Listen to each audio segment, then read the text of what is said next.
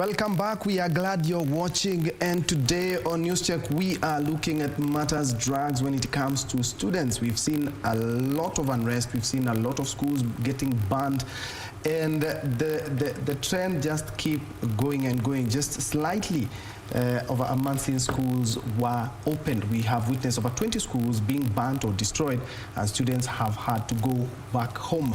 And Susan Maua, who is from NACADA, she's a drug prevention specialist, and she's the head of public education and advocacy department at NACADA. Before the break, we were talking about why is it that we are having a drug problem in both private and public institutions, but we are not seeing unrest in private schools and the group of schools. We are not seeing that, but we still have a drug problem in the same school.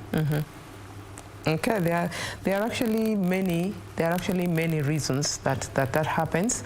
First of all, is even the size of classes. You find the numbers are much lower compared to public schools. There is a lot more commitment also because of a positive school climate.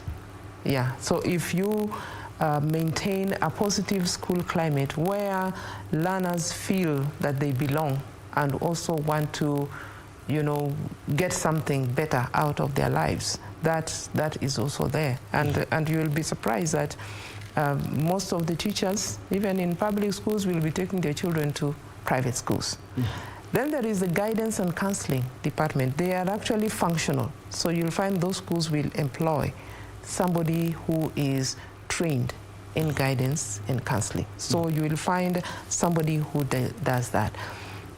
In addition to that, you'll find schools also have what we call the parent-teacher conferences, so that on a one-on-one you can also discuss academics.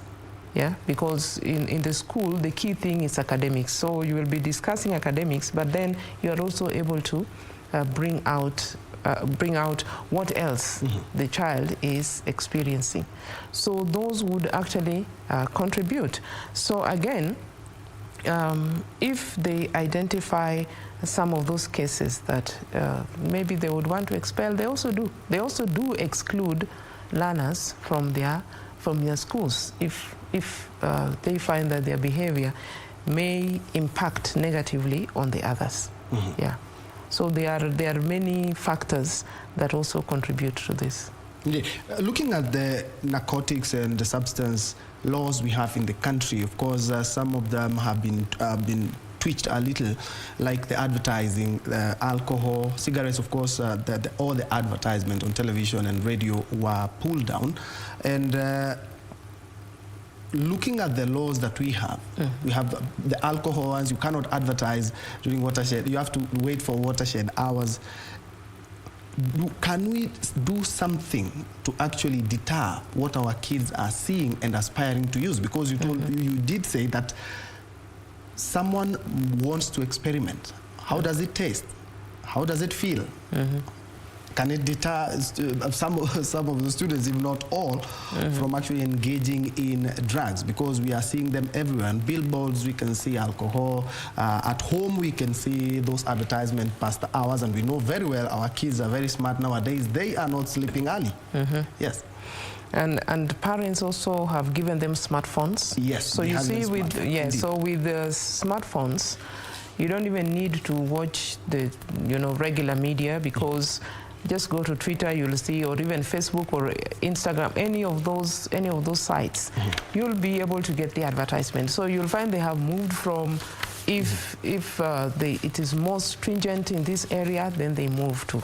And remember, there's also alcohol sale online. Yes. And again, it doesn't also verify. It doesn't verify the age. So it means that they can still, remember, this is coupled with having a lot of money.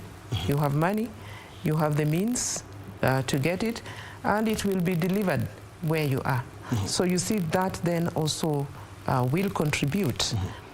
But there is still the component of the parenting. Does your child really need a phone?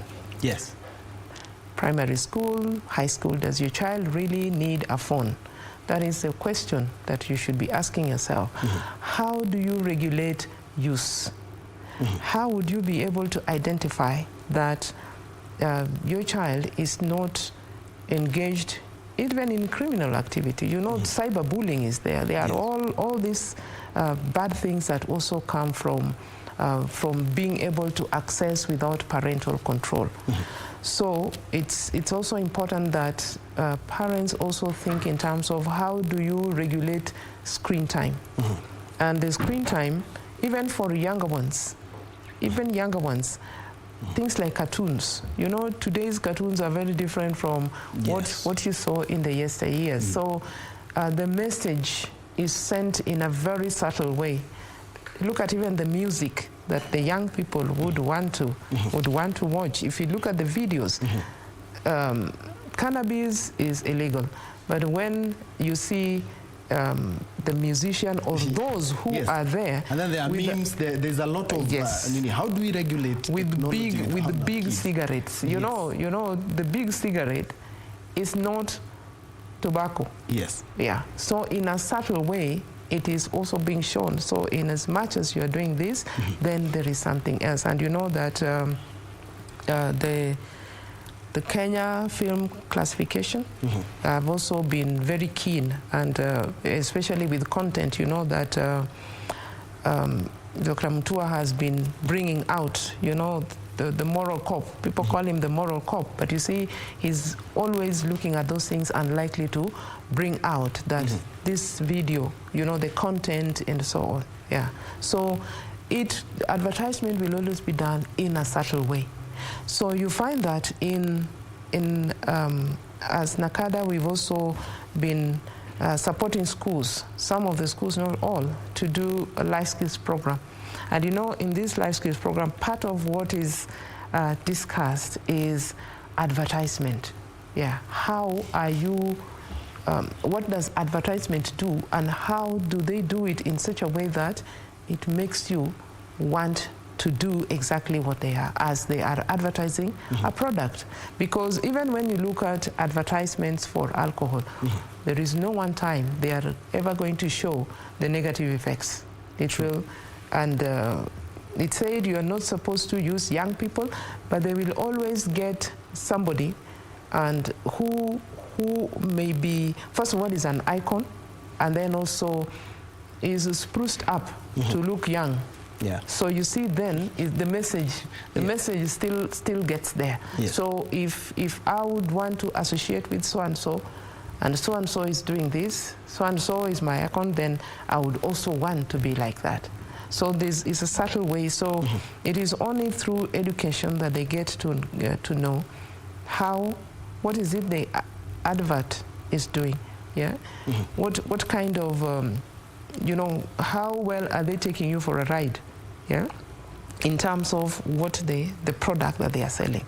And it's not just alcohol, but any product. You know, they say will make your skin smooth and so on. Does it ever happen?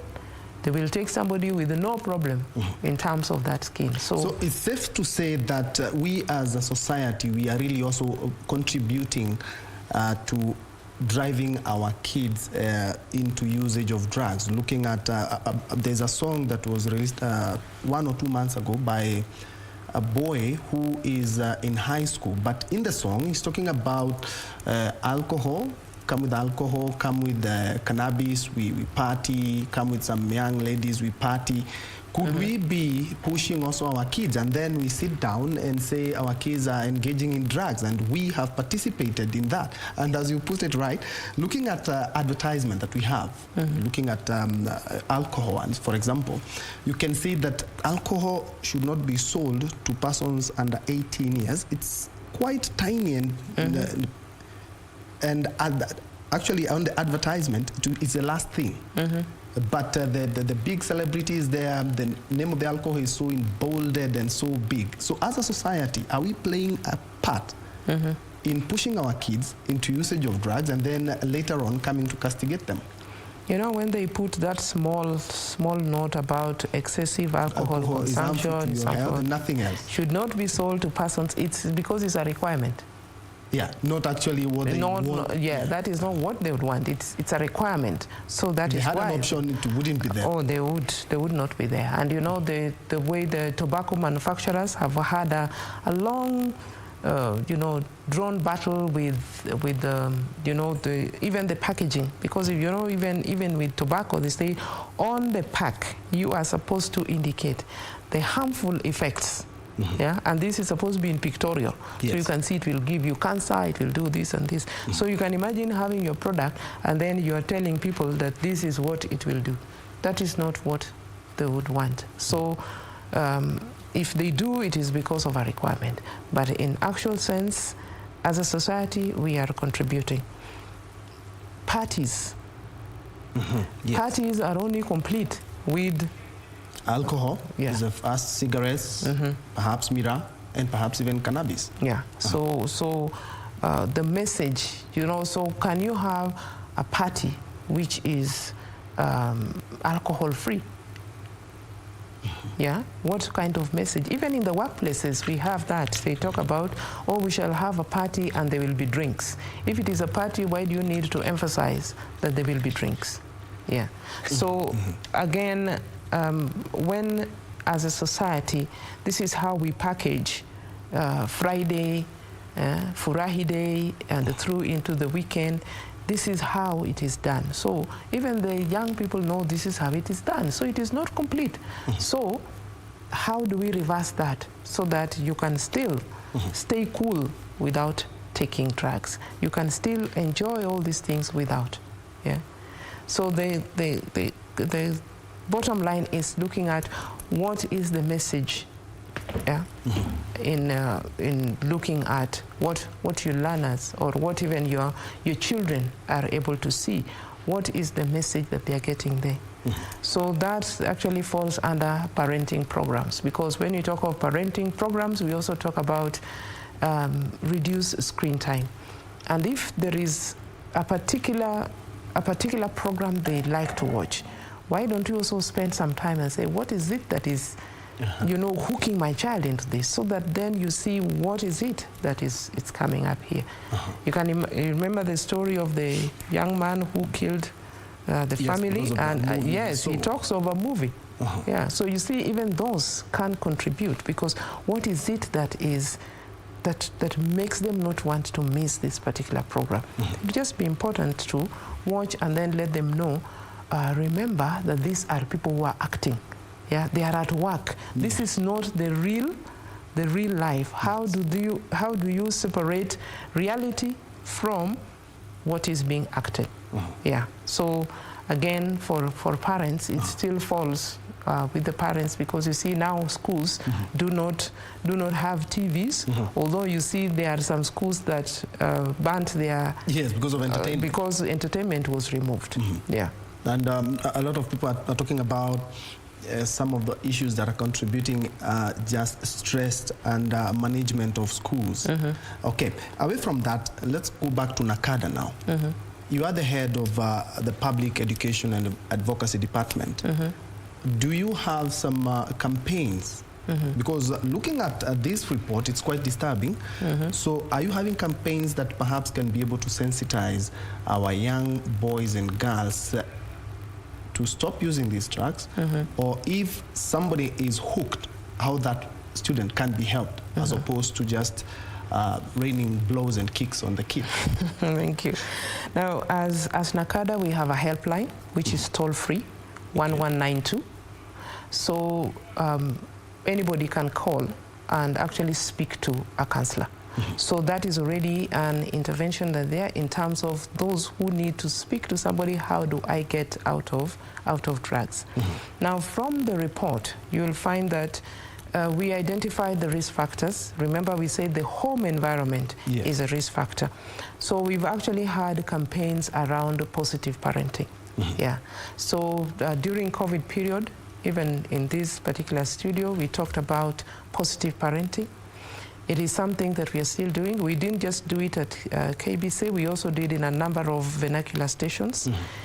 And after that, it is something that we continue to do. Even next week, we will be starting another one. Yeah, okay. Yeah. Another section of positive parenting, so that we can reach out to the parents, because they are the custodian of the children. The ones in boarding schools, right now, it is the teachers.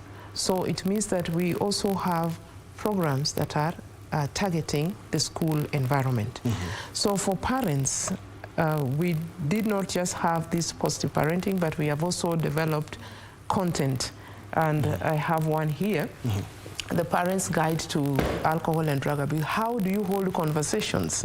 You don't wait until they are in teenage, because now you will be quarreling, you will not be talking, you will not be having a conversation. You begin this conversation when they are still much younger, so that when they have all your attention, and you can point them in the right direction. So just having the conversation with them about drugs and medicines, it starts much early, from two years going upwards, so that this conversation is held until they get to, you know, much older. So that is very key. So as NACADA, we do that. And then also for the young learners, we have also developed materials for various ages, you know, from 6 to 8 years, 9 to 12 years. Yes, actually, it's very interesting, and actually I would urge a lot of parents to read this, because it's step by step, 2 to 4 years. I can see we have 5 to 8 years, conversations with 9 to 12 years. Yeah. It's a step by step, and of course the riskiest place, 13 to 18, and of course how to control and of course reason with them. This is quite impressive, I should say. So it's on our website. Yeah, it's on our website, so people can always get the materials on the website. Okay, yeah, hold the thought.